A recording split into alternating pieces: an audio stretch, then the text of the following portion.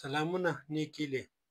موږ تاسو په اوسني عصر کې چې د ډیټا او د ټکنالوژي عصر ده، د موبایل استعمال موږ تاسې دې ته مجبوري تر څو استعمال کړو. موبایل استعمال موږ تاسو ته حتمي ده. پوښتنه راولاړېږي او موږ تاسو ډېر دا خبره اورو چې آیا د موبایل استعمال او د موبایل خدماتو لکه د موبایل پایه یا انتن دا د انسان صحت باندې او په سلامتیا باندې اثر کوي که نه کوي؟ آیا دا زیان رسوي د انسان صحت او روغتیا ته که نه رسوي؟ که په همدې موضوع باندې غواړو چې خبرې وکړو، راځئ چې خبرې پرې وکړو. موږ تاسو تر هر څه مخکې داسې قیاس کړه چې موږ تاسو که چېرته موږ تاسو پخوا وخت کې مثلا 100 کاله مخکې موږ تاسو موبایل خدمات نه درلودل، نو د موبایل خدمات چې نو موږ تاسو ته که چېرته کوم ضرر رسېده نو هغه به د امراضو له طریقو یا مرضونه به موږ تاسو ته لګېدل او له هغې وجې به کېدای شي موږ تاسو صحت ته زیان رسېدلی. ولې د ټکنالوژي په ترویج سره موږ تاسو ته بعضې وسایل داسې دي چې موږ تاسو ژوند له طبیعي حالته باسي. نو د ټکنالوژي په ترویج سره د موږ تاسې په ژوند کې نور شیونه موږ تاسو سره تړل کېږي. کومکي حالت غوره کوي لکه موبایل، د ډوډۍ پخولو مایکروویو، یا مثلا هغه رڼاګانې چې موږ تاسو خوب کموي او ګډوډي، نو دا خپل تاثیرات لري. اوس که چېرته موږ تاسو قیاس کړو چې دا موبایل استعمالوو او د دې ګټه څومره ده او تاوان یې څومره ده. ګټه خو بیخي ډېره زیاته ده، ځکه موږ تاسې ژوند کې ډېر زیات سهولتونه رامنځته کړي دي، ډېر اسانتیاوې رامنځته کړي دي.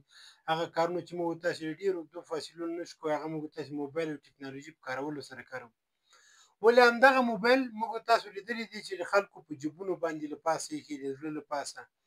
یا د بالښت لاندې ږدي یا ډېرې زیاتې اوږدې خبرې پرې کوي. نو دا تاوان که چېرته لري له کوم حالته لري او څنګه لري؟ مخکې له دې نه چې لاړ شو د موبایل بحث ته، د دې هغه وړانګو ته ورسو، رابسو دې ته اچول به وړانګې په تشریح کړو. وړانګې په عموما په دوه رقمه دي. یو ته یې وایي آیونایز، بل ته یې وایي نن آیونایز.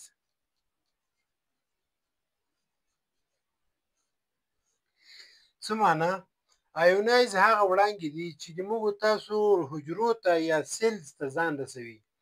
آیونایز کومې وړانګې دي؟ په دې کې راځي اکس رې، ګاما وړانګې او یو وی سی. هغه چې هغه ورته وایي الټرا وایلیټ که نه، هغه څیزې وړانګې چې هغه اتومي موادو کې راډیو اکټیو په دغو شیانو کې هم پیدا کېږي. او د لمر هم بعضې وړانګې دي که چېرته د اوزون لیر چې مثلا دغه لمر داسې په دې ځمکه باندې کېږي، د لمر رڼا راځي، نو مخکې دې نه چې ځمکې ته راسي، دغه د ځمکې اټوموسفیر نه مخکې دلته یو بل لیر ده په نامه د اوزون الله تعالی پیدا کړی ده. هغه مضره وړانګې د لمر چې هغه د انسان د ژوند لپاره خطر پېښولی شي، هغه دلته بیرته منعکس کېږي او هغه چې له دې اوزون لیر نه راوځي هغه موږ تاسو ته فایدهمنې دي. نو بعضې وړانګې د لمر هم شته چې هغه د انسان ژوند ته ډېر زیات خطرونه پېښولی شي. نو په نن آیونایز کې هغه وړانګې شاملې دي چې هغه د انسان هغه ته ځان نشي رسولی، حجرو ته ځان نشي رسولی. مثلا کومې دي؟ په دې کې راډیوي امواج چې راډیو ویوز ورته وایي، په دې کې مایکروویو دي، مایکروویو شعاګانې دي، په دې کې انفراریډ ده. انفراریډ مثلا پخوا به د موبایل او ټکنالوژي موږ تاسو په دې باره کې خبرې کړې وې چې یو موبایل بل ته سټریټ یا سیده ونیو، دې نه به بیا ډیټا هغه ته ورانتقالېده، خو په ډېره کمه پیمانه باندې. او د تلویزیون خپل انفراریډ ځکه سیده ورته نیول کېږي او دې ته ویزیبل لایټس هم وایي د تلویزیون ته. همداسې نور زیات شیونه هم دي ویزیبل لایټس چې هغه په انفراریډ هغه باندې کار کوي، میتود باندې کار کوي. همدارنګه د بلوتوت دي، مثلا دا خپله وړانګې تولیدوي، بلوتوت یو فریکونسي تولیدوي. همدارنګه وای فای. نو اوس به راسو د موبایل کوم استعمالوي؟ موبایل خپله راډیوي امواج دغه استعمالوي، تنها موبایل نه ده، د موبایل انتن یا پایه چې په دې کې ډېر زیات وسایل لګېدلي دي، همدغه هم دغه هغه استعمالوي، دغه راډیوي امواج استعمالوي. مثلا داسې هغه لري شیپونه قوارې لري، داسې د مایکروویو لپاره لري، د انټرنیټ لپاره لري، د سیلونو لپاره لري چې دې کې موږ تاسو مخکې په غږېدلي اوسي، یا مثلا جي سیم دي، یا مثلا 2G ده، 3G 4G 5G.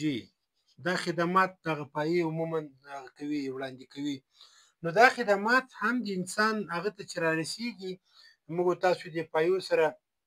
او طرز العمل کې خو داسې ده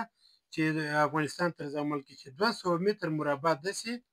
200 متر داسې، او 200 داسې، 200 داسې، او 200 هسې باید له دې سره نږدې کور نه وي او هغه نه وي ورسره عامه خدماتو لکه د شفاخانو دا نه وي. ولې چې دې کې ډېر قوي پاور راځي او دا پاور چې کله ترانسمیټ کېږي ممکن دا اثرات لري. اوس راځو دې ته چې موبایل او د موبایل انتن چې راډیو ویوز ورته وایي، راډیوي امواج دي، دا انسان ته تاوان لري او که نه لري. موږ تاسو په دنیا کې ستندردونه لرو او د هر ارګان لپاره همس یوه اداره جوړه شوې ده چې موږ تاسو هغې ته هغه کوو، مراجعه کوو استاندرد لپاره. WHO یعنی World Health Organization، یعنی د روغتیا نړیوالې ادارې، د روغتیا نړیوالې ادارې ویلي دي چې تر اوسه پورې داسې کوم قوي ثبوت نشته چې د موبایل استعمال او د موبایل د انتن استعمال د انسان له ژوند سره مستقیم تاثیرات منفي ولري، یعنی د انسان ژوند ته د ګواښ پېښ کړي. داسې کوم قوي ثبوت نشته او نه کومه داسې ناروغۍ چې مختص همدې ته ډاکټرانو تشخیص کړي وي چې له همدې نه پیدا شوې ده. ولې موږ تاسو که چېرته ډېر زیات ورته نږدې کېږو او استعمال یې بیخي ډېر زیات مروج کوو په خپل ورځني ژوند کې، یعنې 4 ساعتو کې که چېرته موږ تاسو د دې استعمال بیخي زیاتوو، نو ممکن چې دا موږ تاسو ته منفي تاثیرات ولري، موږ تاسو روغتیا ته تاوان ورسوي. یو شی د په نامه د اصل د احتیاط، که چېرته دا په هر شي کې احتیاط ونه شي ممکن تاوان ولري. موبایل استعمال اوس راځم دې ته چې مثلا موږ تاسو څه رقم ولې موږ تاسو ته ډېر تاوان لرلی شي. د موبایل سکرین ته کله چې موږ تاسو ګورو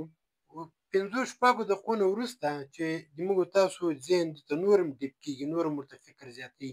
نور هم ځان ورته بیدارۍ شي، برداشت ډېر واخلي. د موبایل سکرین نه موږ تاسو سپینه رڼا وینو،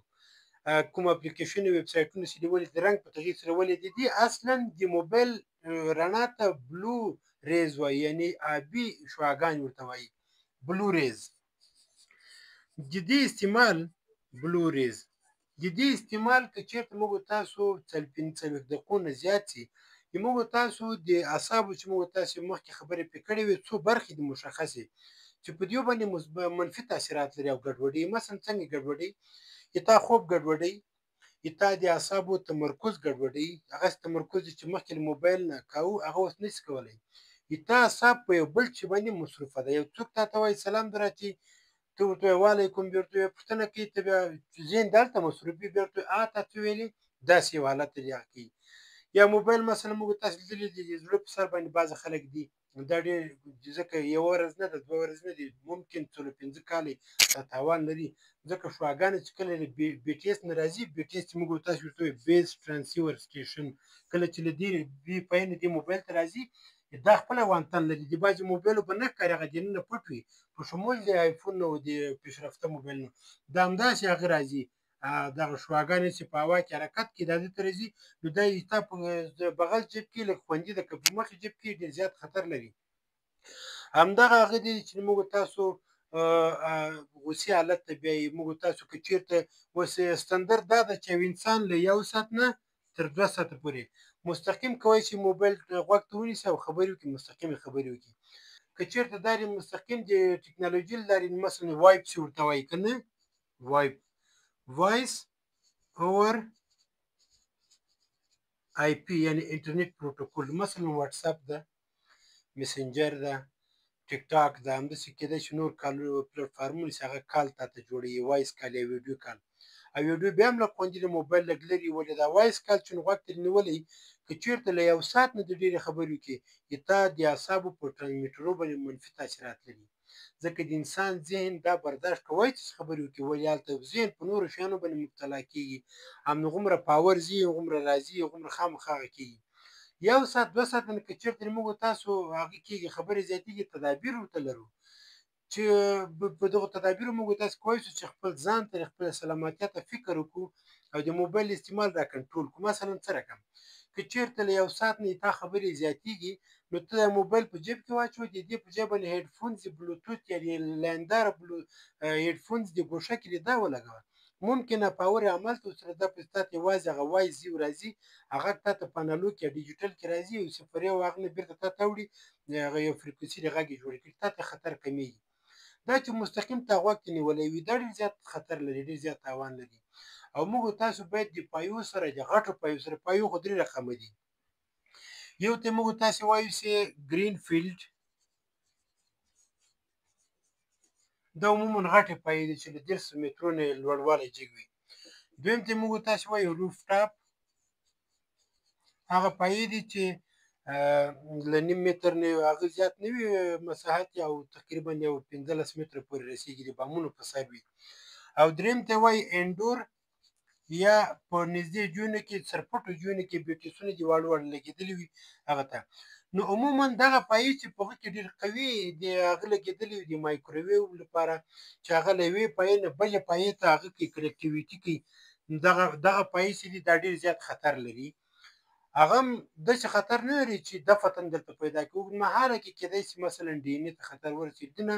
په لرې مسافو کې له 200 متره لرې باید موږ تاسو ژوند اختیار کړو خو دا پایې ډېرې کمې وي عموما هغه پایې چې په پبلک جونو کې په عامه جونو کې د کورونو په منځ کې د هغو پاور کم ده ټوله خبره په پاور کې ده څومره چې پاور ډېر استعمالېږي مثلا په کلیوالو سیمو کې چې مثلا د دغه داسې رواني دوراني دغه انتن چې د سیګنالونه داسې رواني چې څومره لرې کېږي هغومره هغه د هغې ډي بي آی یا هغه کوم سټرینټ د سیګنل چې هغه ډراپ کېږي لویږي دلته مثلا که دومره سیګنل ده دا کرا دا چې دلته بیخي ورک شي په داشتو کې په داسې سیمو کې چې هلته کم سیګنل وي هلته موږ تاسو به ډېر زیات داسې لیدلي چې مثلا په زور خبرې ورسره کوي هغلته د موبایل انټینا یا د موبایل انتن چې په دغه ځای کې پټ قرار لري دا کوشش کوي چې ځان ته خپل هغه پیدا کړي سیګنلونه راکش کړي نو په دې وخت کې د موبایل چارج هم ډېر زر ختمیږي بیټرۍ ډېر زر ډاون کېږي ځکه چې د سیګنلو پیدا کول همغومره ډېر پاور ته ضرورت لري همغومره ډېر برق ته ضرورت لري همغومره ډېره وړانګه خپروي موبایل نو په داسې ځای کې باید موږ تاسو 100% یا د موبایل سپیکر یا لاسپیکر چالان وکړو او یا باید لږ لرې فاصله کې موږ تاسو په وقفه‌ایي ډول باندې بیا هم که چېرته موږ تاسو د موبایل شوقیان یو یا ګیمونه کوو یا مثلا ویب سایټونه ګورو یا په ټولنیزې خپرونې ګورو باید د موبایل استعمال له هر نیم ساعت وروسته یو 15 دقیقې لس دقیقې باید موږ تاسو وقفه واخلو دا معلومات که په دې هکله تاسو کوم نظر لرئ کولی شئ کمنټ لرئ موږ سره شریک کړئ ډېره مننه